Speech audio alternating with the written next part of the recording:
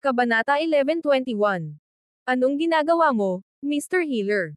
Matalim na tanong ni M.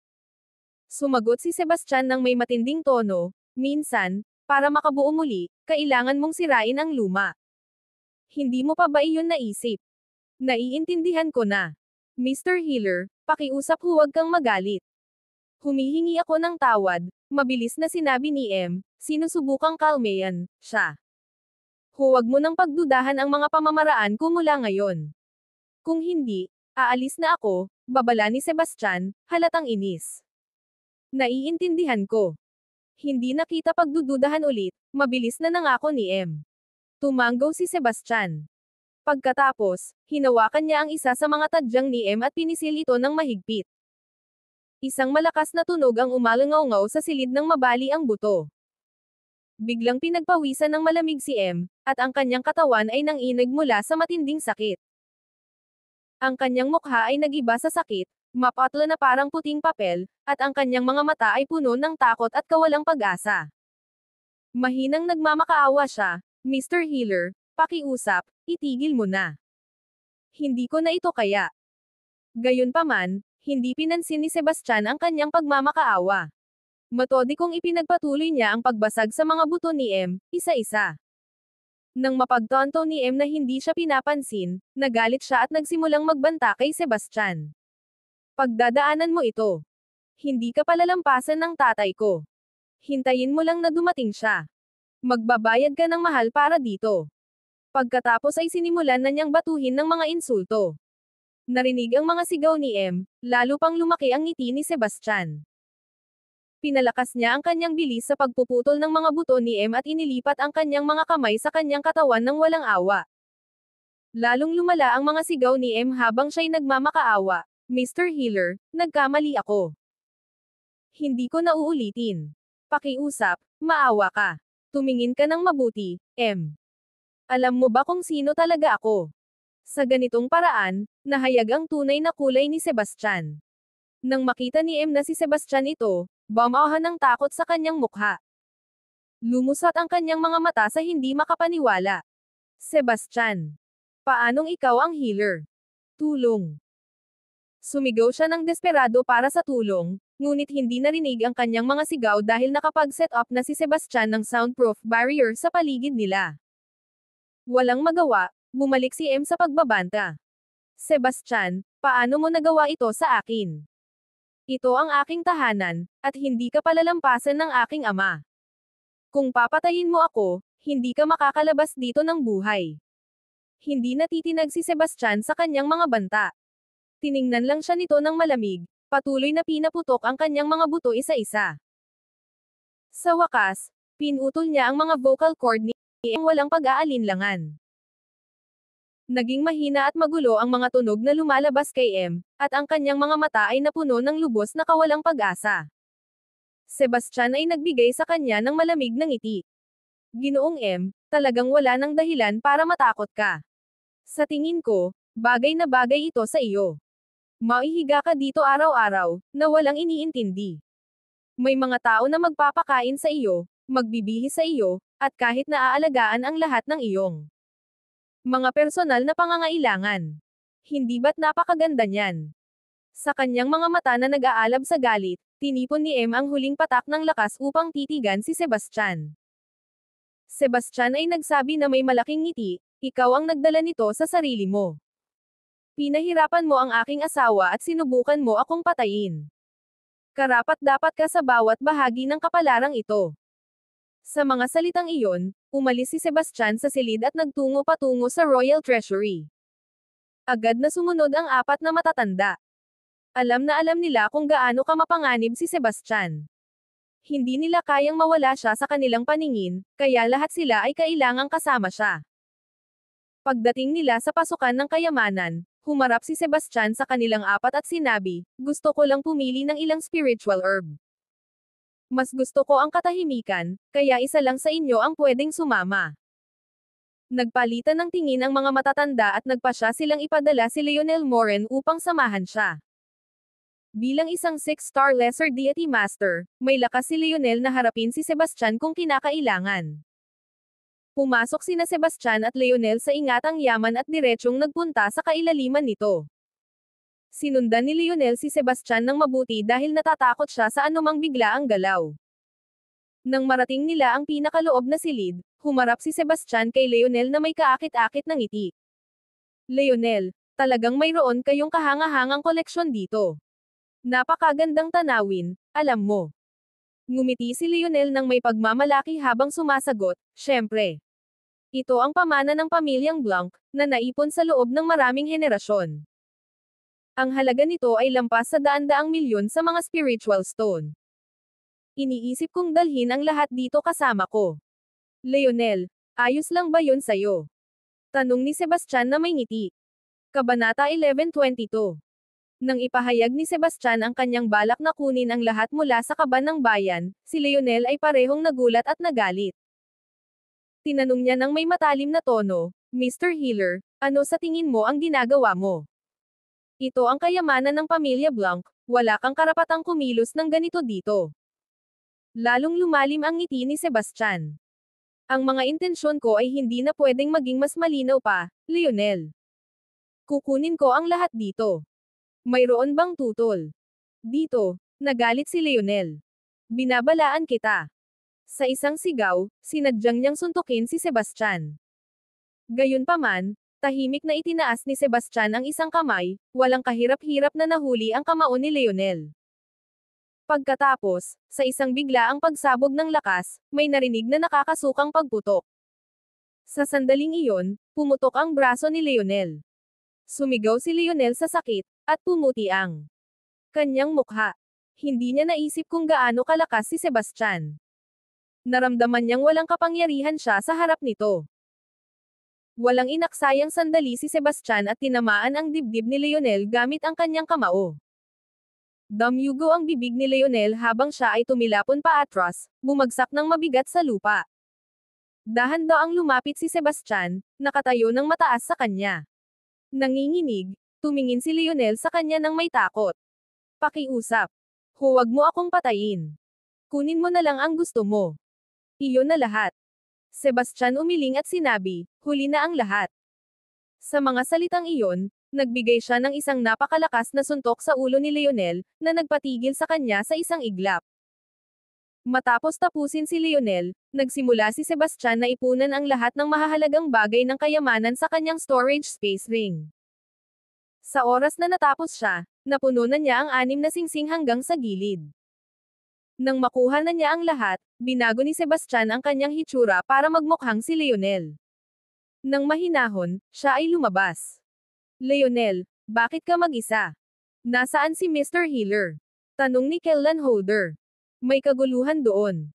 Mas mabuting tingnan nyo, sagot ni Sebastian, ginagaya ang boses ni Leonel at naglagay ng ekspresyon ng pag-aalala. Ano ang nangyari? Ang tatlong matatanda ay naguguluhan. Agad silang pumasok sa inggitanan upang mag-imbestiga. Pagpasok nila, naguluhan sila sa kanilang nakita. Kung saan dati ay puno ng mga kayamanan ang imbakan, ngayon ay mga walang laman na istant at kahon na lamang ang natira. Anong nangyari dito? Saan napunta ang lahat ng kayamanan? Asan si Mr. Healer? Baka ninakaw niya ang lahat. Ang tatlo sa kanila ay nagmadali papasok sa kailaliman ng kayamanan. Sa labyrinth ng mga silid, hindi pa rin nila natafagpuan ang katawan ni Leonel. Noong mga sandaling iyon, tumama si Sebastian, nagbigay ng nakamamatay na suntok sa ulo ni Kellan. Sa isang malakas na tunog, lumaki ang mga mata ni Kellan bago siya bumagsak na walang buhay sa sahig.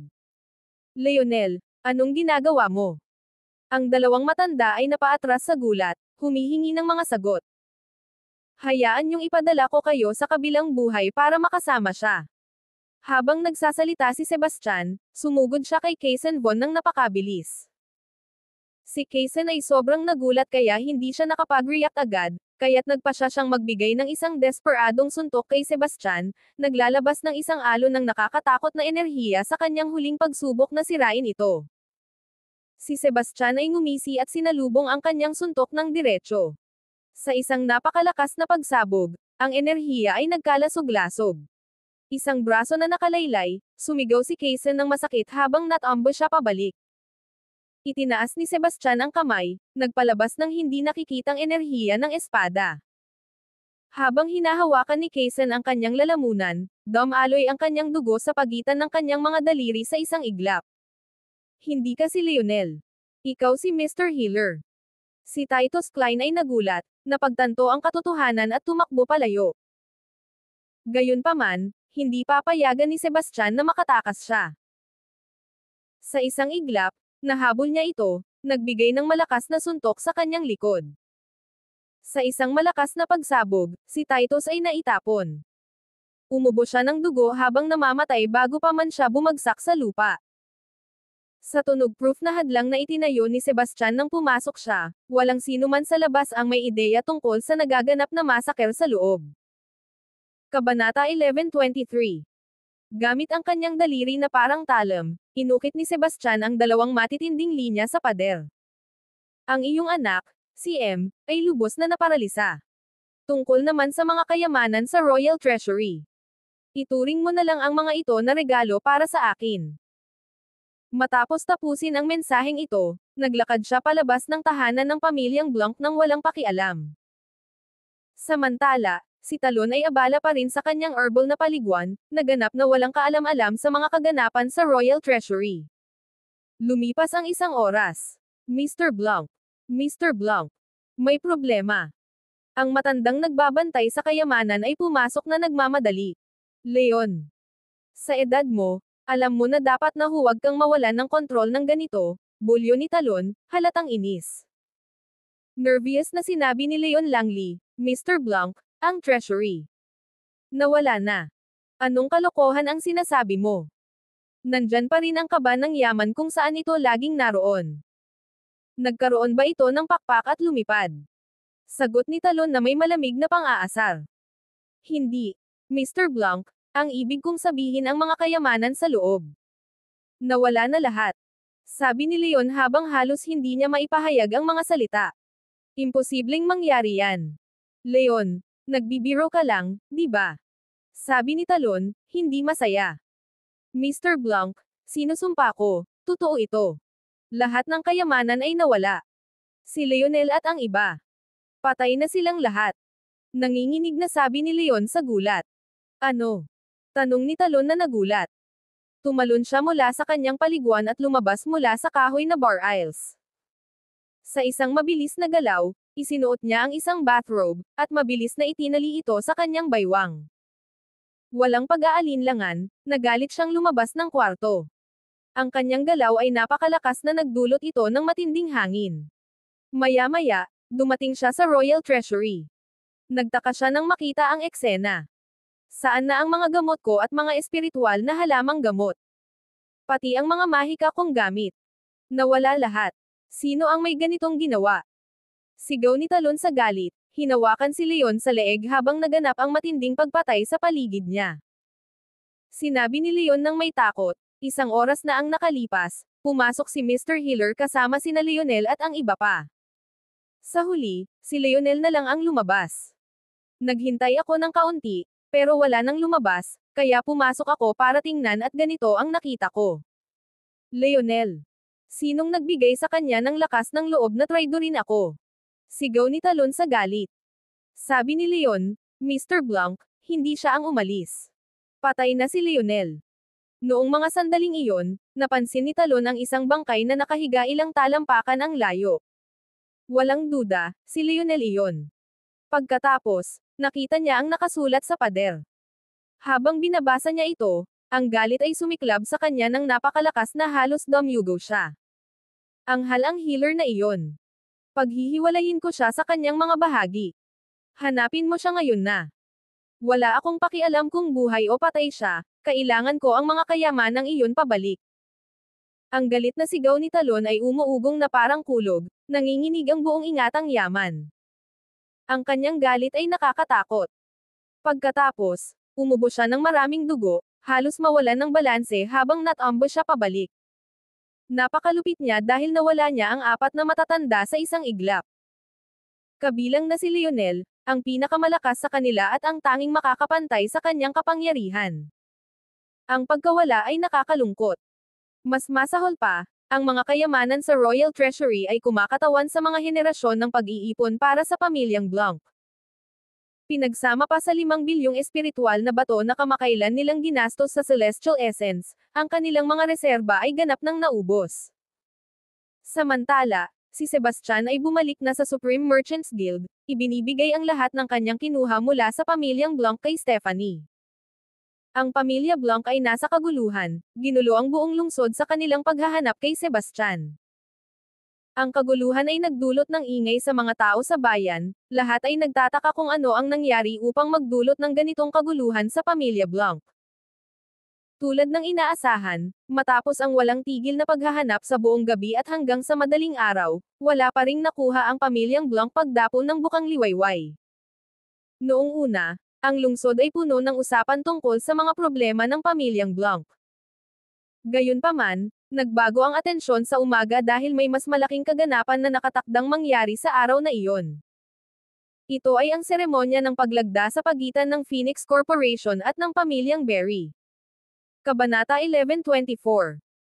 Bagaman mahigit isang taon pa lamang na itatag ang Supreme Merchants Guild, nalampasan na nito ang matagal nang nakatayo na Bejeweled Tower at naging isa sa mga nangungunang manlalaro sa buong katimugang rehiyon. Bukod pa rito, ang Supreme Merchants Guild ay sinusuportahan ng makapangyarihan at kinatatakutang Crown Dominion. Ang Crown Dominion ay pinamunuan ni Sebastian, isang figure na nagdudulot ng paghanga sa buong lupain. Ito ay naging pangunahing puwersa sa loob ng kaharian ng Windwalker, kaya't kahit ang pamilyang Maharlika ay tinuturing ito ng may pag-iingat. Maagang umaga nang dumating si Gaius sa Berry Manor sakay ng karwahe. Bagaman ang pamilya Blanc ay tumama ng matinding dagok kamakailan, nanatiling matatag ang kanilang pundasyon. Para kay Gaius, habang tiyak na nagdulot ng problema ang tinatawag na healer sa kanyang pamilya, ang katotohanan na ang kanyang kapatid na si M ay naging mas mahina pa kaysa dati ay isang tagumpay. Walang natirang maghamon sa kanyang posisyon bilang tagapagmana, kaya't malaya si Gaius na mag-focus sa pag-secure ng kamay ni Lila sa kasal. Sa simula, ito ay kanyang sariling ambisyon, ngunit ngayon pati ang kanyang ama, si Talon, ay sumusuporta na rito. Ang pamilya Berry ay nasa bingit ng pakikipag-alyansa sa Supreme Merchants Guild, at ang kanilang hinaharap ay tila lumiliwanag araw-araw. Sa pagkakaroon ni Lila bilang nag-iisang tagapagmana ng pamilya, ang pag-aasawa sa kanya ay nangangahulugang pagkakaroon ng kontrol sa lahat ng kayamanan ng pamilya Berry. Kung lahat ay ayon sa plano, hindi lamang makakabalik sa kanilang lakas ang mga Blanc kundi maaari pang malampasan ang kanilang dating katayuan. Pagkatapos kunin ni Gaius si Lila at ang kanyang pamilya, sumakay sila sa kanyang karwahe patungo sa Silver Moon Restaurant, ang pinakamaluwalhating at pinakamagarbong restaurant sa Wonderton at sa buong Windwalker Kingdom. Ang pagkain dito ay nagsisimula sa 5,000 spiritual stones, isang presyo na lampas sa kayang abutin ng karamihan sa mga tao. Ngayon, ang buong restaurant ay naupahan na. Iilan lamang ang mga tao sa buong kaharian ng Windwalker na may kakayahang magpakasasa ng ganito, at tiyak na isa sa kanila ang Supreme Merchants Guild. Ang Supreme Merchants Guild ay nakatakdang pumirma ng kontrata ng bilyong-bilyong espiritual na bato kasama ang pamilyang Berry doon ngayon.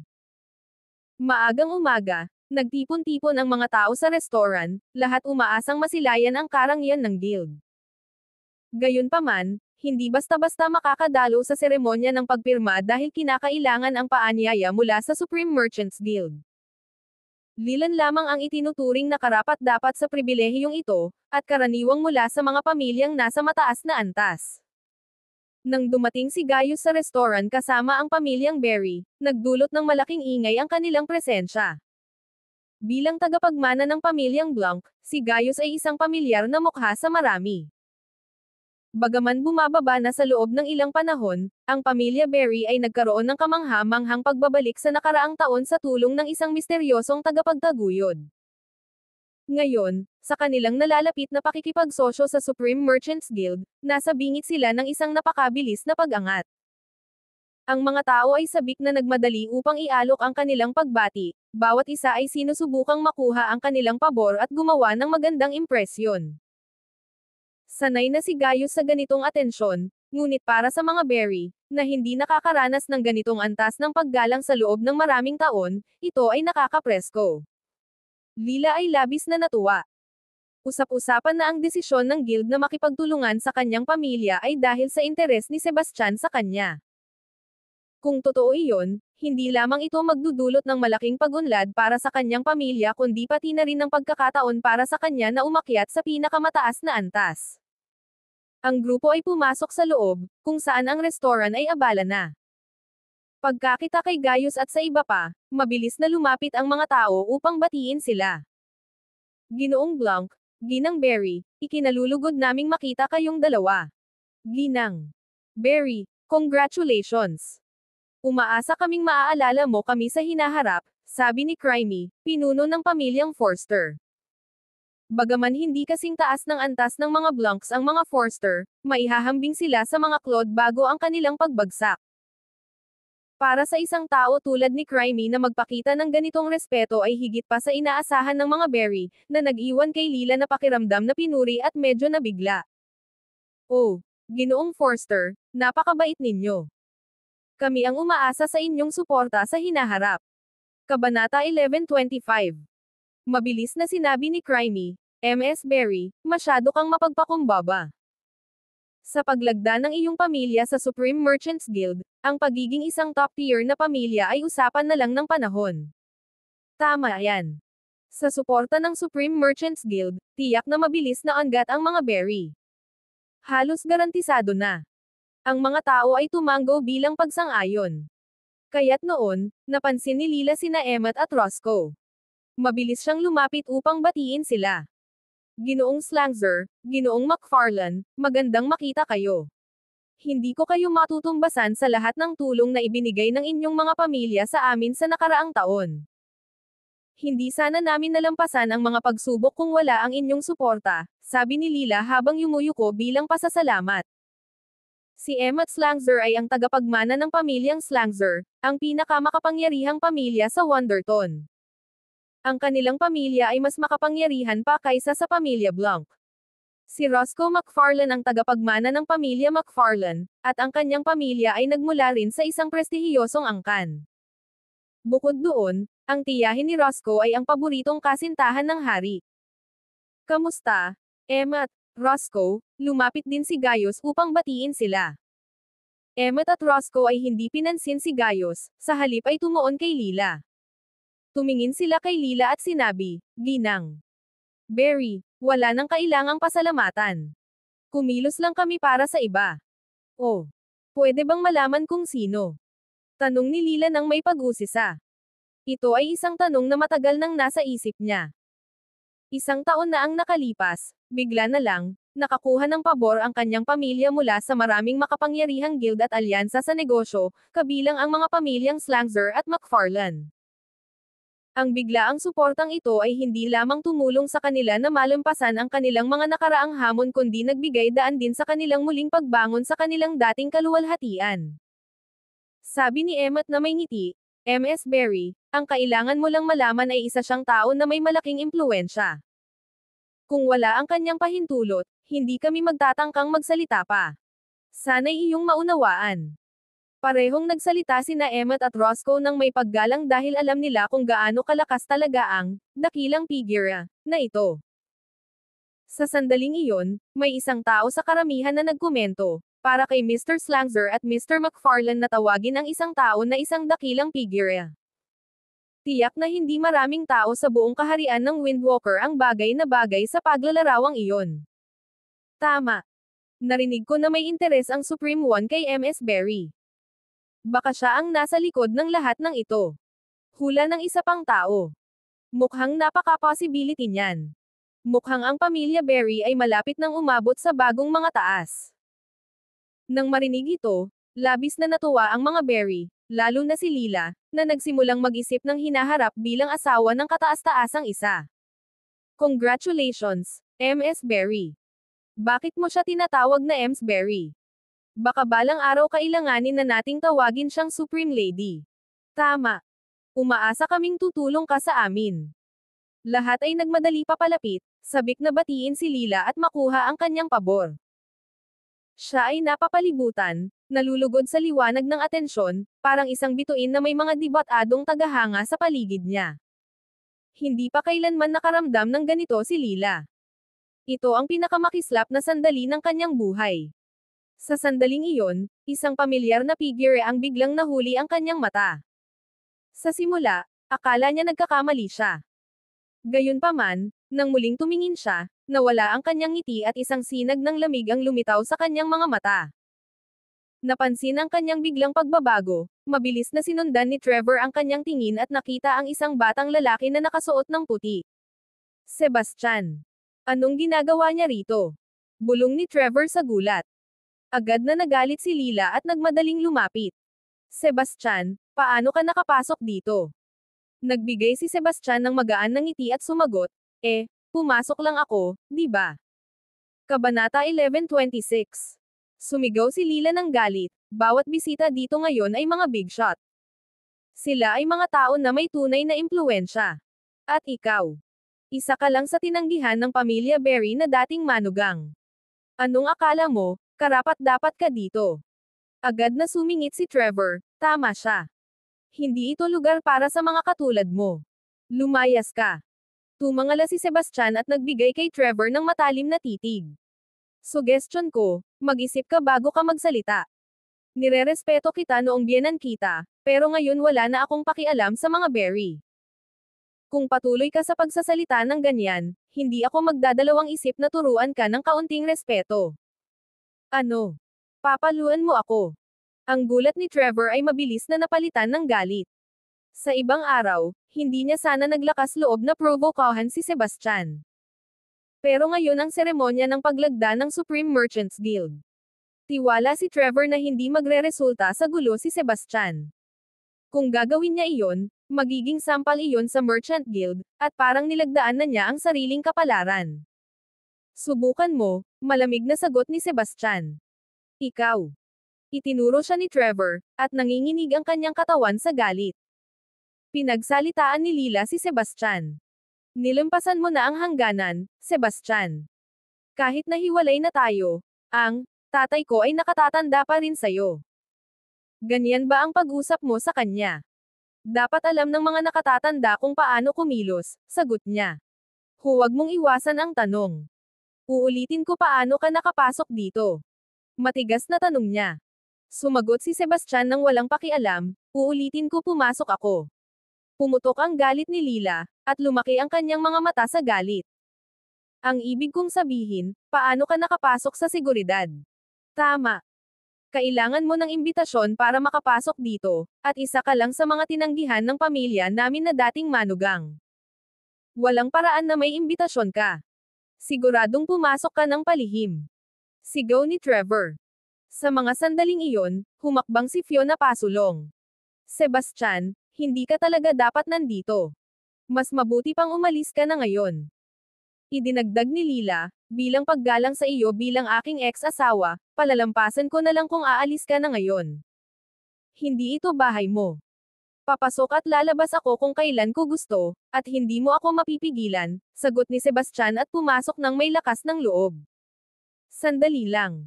Agad siyang sumunod at hinaranggan ang kanyang daraanan. Sabi niya ng malamig, alam kong labis kang naapektuhan ng ating paghihiwalay, kaya handa akong ituwid ito. Nag-alok ako sa iyo ng 1,000,000 espiritual na bato noon. Kung hindi pa rin sapat iyon, bibigyan kita ng 2,000,000 ngayon, ayos na ba iyon para sa'yo? Lila, talagang hindi mo ako naiintindihan, ang munting 2,000,000 spiritual stones na yan ay wala para sa akin, sabi ni Sebastian nang may pagdududa. Lila ay nagbigay sa kanya ng isang mapanlate na ngiti. Mag-asawa tayo ng halos 2 taon. Paano ko hindi makikilala kung sino ka? Magaling ka, pero galing ka sa pamilyang walang gaanong impluwensya. Ngayon na umalis ka na sa mga berries, hindi ka na makakagawa ng marami. 2,000,000 espiritual na bato ang makapagbibigay sa iyo ng magandang buhay, kaya huwag kang maging hindi marunong tumano ng utang na loob. Tinukso ni Trevor, hoy, bata. Huwag kang maging sakam. 2,000,000 espiritual na bato ay napakalaking halaga na marahil ay hindi mo kayang isipin. Hindi mo pa kailanman nakita ang ganong kalaking halaga ng pera, di ba? Sumama ang mga tao sa paglibak kay Sebastian. Ito pala ang walang silbing dating manugang ng pamilya Berry. Ang tamad na akala mo'y pwede siyang dumaan dito at istorbohin si MS Berry. Napakababa ng tingin sa mga lalaki. Oo, totoo yan. Si MS Berry ay mapagbigay na nag-aalok sa kanya ng 2 milyong espiritual na bato.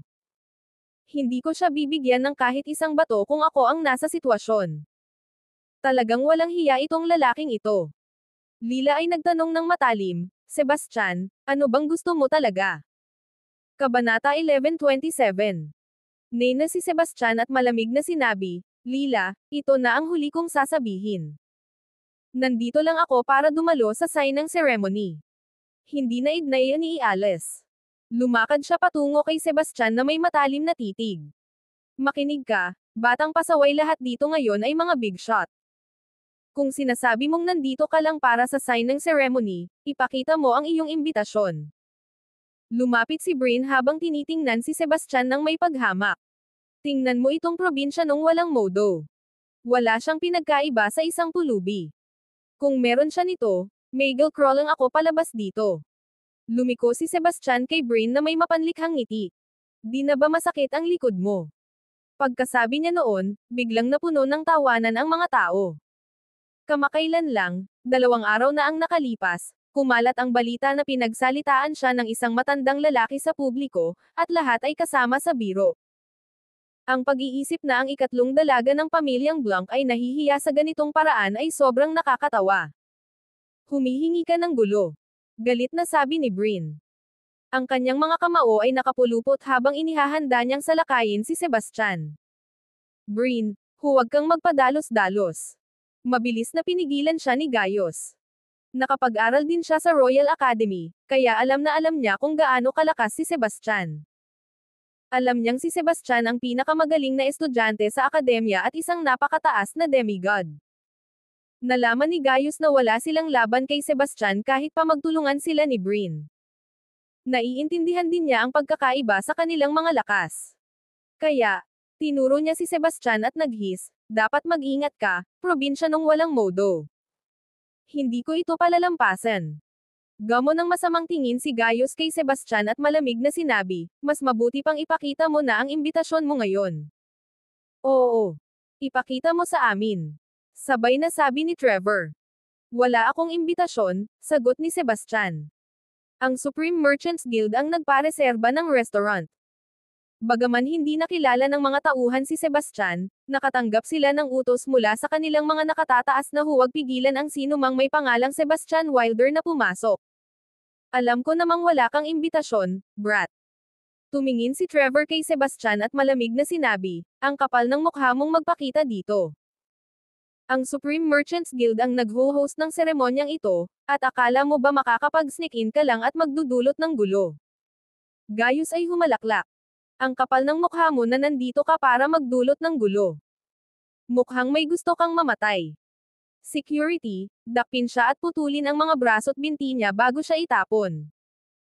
Sanay siyang magbigay ng mga utos, pero ang kanyang mga utos ay hindi pinansin dahil tuluyang binaliwala siya ng mga gwardya ng restaurant. Ang kanyang pagkahiya ay naging galit, at sumigaw siya, nasaan ba ang manager nyo? Crow, nagmadaling lumapit na may mapagpuring ngiti. Ginoong Blanc, paano ko kayo matutulungan? Itinuro ni Gaius si Sebastian at malamig na sinabi, pumasok ang batang ito ng walang imbitasyon at sinusubukang guluhin ang seremonya ng paglagda. Isang seryosong paglabag yan. Maghanap ng tao para hulihin siya at putulin ang kanyang mga braso at binti bago siya itapon. Nagbigay si Orson ng matalim na titig kay Sebastian. Brat, totoo ba yan? Syempre hindi. Pumasok ako dito tulad ng iba, sagot ni Sebastian nang may pagtutol. Kabanata 11:28. Mabilis na sinabi ni Gales. Nagsisinungaling siya. Inamin lang niya na wala siyang imbitasyon. Lahat dito ay makakapagsabi niyan. Tama yan. Matutulungan ko siya. Kaya nating lahat. Ang mga tao ay sumang-ayon. Pwede ko rin ay verify yan. Sa sandaling iyon, isang matangkad, maayos na anyo at kapansin-pansing kagandahan na humahatak ng atensyon ng lahat ang pumasok. Binigyan niya ng matinding titig si Sebastian bago siya nagsalita sa lahat. Hayaan ninyong ipakilala ko ang aking sarili. Ako si Layla Jarvis, tagapagmana ng Swordati. Siya si MS Leila, ang tagapagmana ng Swordati. Nagtaka ang mga tao. Pagkatapos ng lahat, ang Swordati ay isa sa mga nangungunang guild sa Windwalker Kingdom na nakikipagkumpetensya sa apat na prestihiyosong pamilya sa Wonderton. Tumango si Orson na may ngiti. Isang karangalan na nandito ka, MS Leila. Pasensya na at hindi kita na-welcome agad. Sabi mo, makakapagpatunay ka para sa batang ito. Kilala mo ba siya? Oh, kilala ko siya ng mabuti para makilala siya kahit saan, kahit na nakamaskara. Pinagpag ni Leila ang kanyang mga ngipin habang tinatanaw si Sebastian. Nang magsuot siya ng maskara noon, inisip niya na siya ay isang inapo mula sa banal na lupa o bahagi ng isang elitistang pamilya. Masigasig siyang sumunod sa kanya papunta sa kwarto ng hotel at naglingkod sa kanya sa kanyang mga tuhod, isang alaala na nagpuloka sa kanya tuwing naaalala niya ito. Gayunpaman, nanatiling walang pakialam si Sebastian. Bagaman si Leila ay dati nang naging kasintahan niya, tinapos na ang kanilang pakikipag-engagement, at siya ay nakapag-move on na. Sumisichik siya sa pamamagitan ng mga ngiping nakagat, dati akong fiancé niya. Nakita ang eksena, mabilis na sumigaw si Gaius. Orson, mukhang sisimulan na ng batang ito ang pagbibigay ng suntok. Ano pang hinihintay mo? Itapon mo siya. Seguridad, dakpin siya. Basagin ang kanyang mga braso at itapon siya palabas. Malamig na utos ni Orson. Sa kanyang utos, isang grupo ng mga gwardya ang nagmadali pasulong.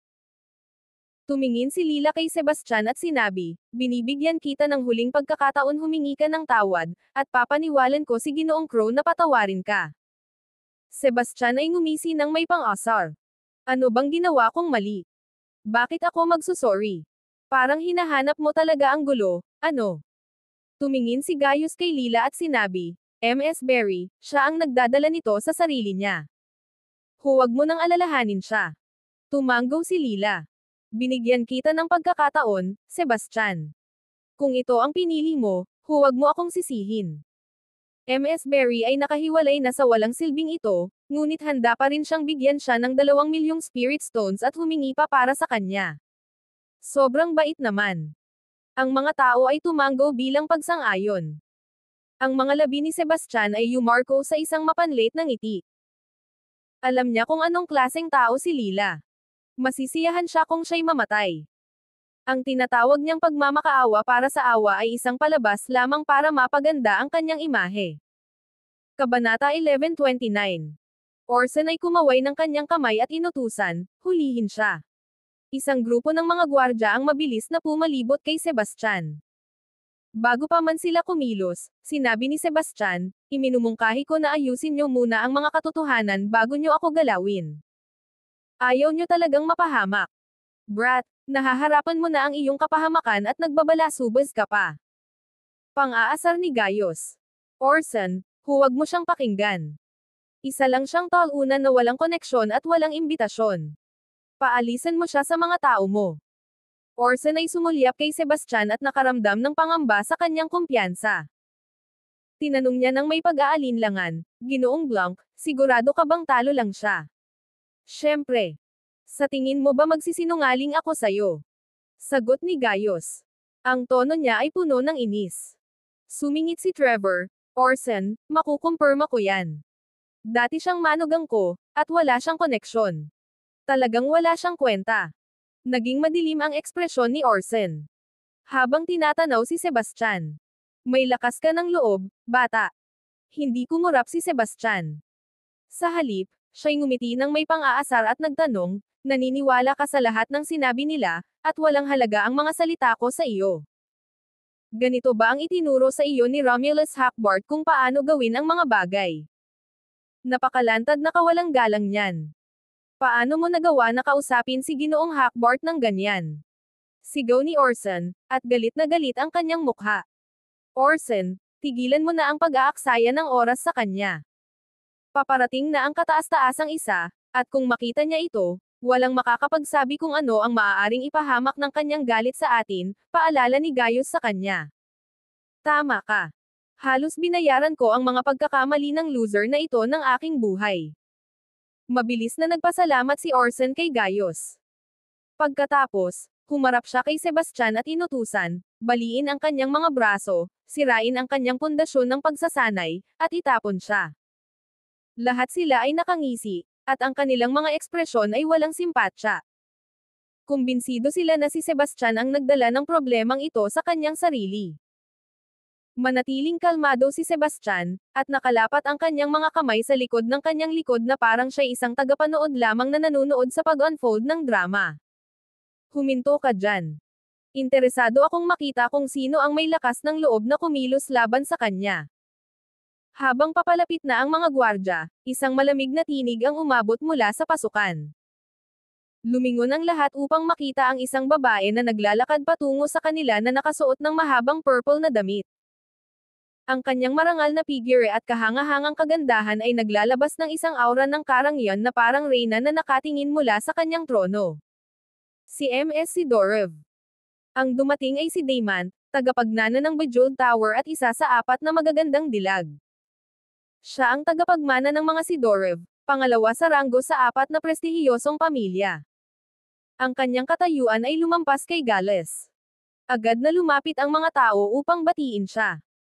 Lumapit si Damon kay Sebastian, at ang kanyang malamig na tingin ay humaplos sa madla. Anong karapatan ninyong trituhin si Mr. Wilder ng ganito? 11. Gales at ang iba pa ay nagulat at hindi nila inaasahan na ipagtatanggol niya si Sebastian. Ms. Sidorov, ang loser na ito ay walang kwenta. Wala siyang impluwensya o katayuan. Hindi sulit ang pagdepensa sa kanya, iginiit ni Orson. Isara mo ang bibig mo. Malamig na sabi ni Damon. Si Ginoong Wilder ay isang kilalang bisita sa Bejeweled Tower at kaibigan ko rin. Ang iyong paninirang puri ay isang paglapastangan sa amin. Ang kanyang mukha ay namutla sa takot. Ang impluwensya ng Bejeweled Tower ay hindi mapapasinungalingan. Maging ang kanyang boss, si Romulus, ay hindi kayang labanan sila. Humarap si Damon kay Sebastian, huwag kang mag-alala. Hanggat nandito ako, walang makakasakit sa'yo. Naramdaman ni Sebastian ang init na namuo sa loob niya habang tinitingnan niya siya. Hindi niya inaasahan na ipagtatanggol siya nito. Habang natatakot si Orson, hindi naman nababahala sina Gaius at Bryn. Ngumiti si Gaius nang may kalikutan. Makinig ka, Damon. Hindi lang tayo ang kanyang pinagtawanan, kundi pati na rin ang Supreme Merchants Guild at ang Supreme One. Kung pipiliin mong ipagtanggol siya, magiging kaaway ka ng Supreme One. Pag-isipan mo ng mabuti. Kabanata 11:30. Nagbago ng husto ang ekspresyon ni Damon. Bagaman siya ang tagapagmana ng Bejeweled Tower, alam niyang mas mabuting huwag saktan ang Supreme Merchants Guild. Hinding-hindi ko maisip na labagin ang kataas-taasang isa, pero ano bang nagawa ni Ginoong Wilder na mali? Bakit mo gustong putulin ang kanyang mga kamay at sirain ang kanyang pundasyon ng pagsasanay? Tanong niya nang may katigasan. Gumisi si Gaius. Ang batang ito ay may lakas ng loob na dumating ng walang paanyaya at subukang guluhin ang seremonya ng paglagda. Ang pagbasag sa kanyang mga braso at pagwasak sa kanyang pundasyon ng pagsasanay ay isang napakalaking awa na. Ano? Napasigaw si Damon. Lumingon siya kay Sebastian at sinabi, Ginoong Wilder, ikaw. Nawalan siya ng boses nang mapagtanto niyang gaano siya katapang na makialam sa isang ganitong okasyon ng walang imbitasyon. Bryn ay ngumisi ng may pang-aasar. Ang probinsya nung ito ay lumabis na sa kanyang hangganan, at ang ganitong kayabangan ay hindi dapat palampasin. Dapat siyang parusahan ng mabigat. Maglakas loob siyang walang galangin ang kataas-taasan. Sabi ko, patayin na lang natin siya at tapos na ang usapan. Ang mga salita ni Layla ay puno ng banta. Ang batang ito ay karapat-dapat mamatay. Orson, kumuha ka ng tao para asikasuhin siya, malamig na sinabi ni Trevor. Bago makapag-utos si Orson, biglang sumingit si Damon nang may pangangailangan, hanggang nandito ako, gusto kong makita kung sino ang magtatangkang humawak sa kanya. Mukhang naguguluhan siya habang nahuhuli sa pagitan ng hindi pagnanais na labagin si Damon at walang ideya kung ano ang susunod na gagawin. Bryn ay ngumisi ng may pang-aasar. Damon, may tapang ka. Talaga bang handa kang labanan ang kataas-taasang isa para sa loser na ito? Sa sandaling iyon, sumama sina Emmett at Roscoe sa kanila. Tumingin si Emmett kay Damon na may kaakit-akit ng ngiti. Ginang. Sidorov, Kung kami lang ang na-offend ng batang ito, gladly sana kaming magbibigay ng kaunting konsiderasyon. Pero ngayon, nilapastangan na niya ang Supreme Merchants Guild at ang Supreme One. Wala nang makakapagtanggol sa kanya, kaya't mas mabuting huwag ka nang makialam. Tumanggo si Roscoe bilang pagsang-ayon. Ginang. Si Dorev, pakinggan mo ang aking payo. Hindi mo siya mapoprotektahan, mas mabuting huwag makialam dito. At kung ipilit kong protektahan siya. Sagot niya nang may pagtutol. Roscoe ay humalaklak. Kung ganoon, makakalaban mo ang kataas-taasang isa. Hindi lamang mabibigo kang iligtas siya, kundi magdadala ka pa ng kapahamakan sa iyong sarili. Ang buong pamilya mo at ang Bejeweled Tower ay madadamay din. Daymant ay tungkol ng sumagot, ngunit pinigilan siya ni Sebastian. Ginang. Si Dorev, salamat sa pagtatanggol mo sa akin. Pero hayaan mong ako na ang bahala dito. Nag-alala ang kanyang ekspresyon. Huwag mag-alala. Kapag dumating na ang kataas-taasang isa, sisiguraduhin kong mamamagitan ako para sa iyo. Tumawa si Gaius nang may kadiliman. Daymant, masyado kang tanga. Kung malaman ng kataas-taasang isa, tiyak na magagalit siya. Mas mabuti pang alisin na natin ang batang ito bago pa siya dumating. Orson, ipapatay mo na ang loser na ito. Sino mang susubok na humadlang sa atin ay makakaranas ng parehong kapalaran, malamig na sinabi ni Bryn. Ako, si Emmet Slangzer, sumusuporta dito. Si Emmet ang unang nagsalita. Ako, si Roscoe McFarlane, sumang-ayon din. Mabilis na dagdag ni Roscoe. Sinusuportahan din ito ng pamilya Langston at pamilya Greyford. Sa pagbuo ng suporta ni na Emmet at Roscoe, nagmadali ang iba na sumuporta sa kanila. Ginoong Wilder, kailangan mong umalis ngayon, hahawakan ko sila. Nagbago ang ekspresyon ni Daymant habang napuno ng pag-aalala ang kanyang mga mata. Napakabobo mo. Sa dami namin dito, paano namin siya papayagang makatakas? Pang-aasar ni Bryn. Si Sebastian ay naguguluhan sa mga mapagsipsip sa paligid niya. Malapit ka nang mamatay, pero ngumiti ka pa rin. Pang-aasar ni Gaius. Sinong magsasabi kung sino ang mamamatay? Sagot ni Sebastian, saka humarap kay Orson. Sasabihin ko ito sa huling pagkakataon, pumunta ako rito tulad ng sinuman. Kaya, ipakita mo sa akin ang iyong imbitasyon. Sigaw ni Orson. Wala ako nito, tahimik na sagot ni Sebastian. Maghanap ka ng isang tao na babalian siya ng mga buto at itapon siya. Malinaw na nawawalan na ng pasensya si Orson. Sandali lang. Pinigilan ni Sebastian ang mga gwardya at kumuha ng isang transmission opal.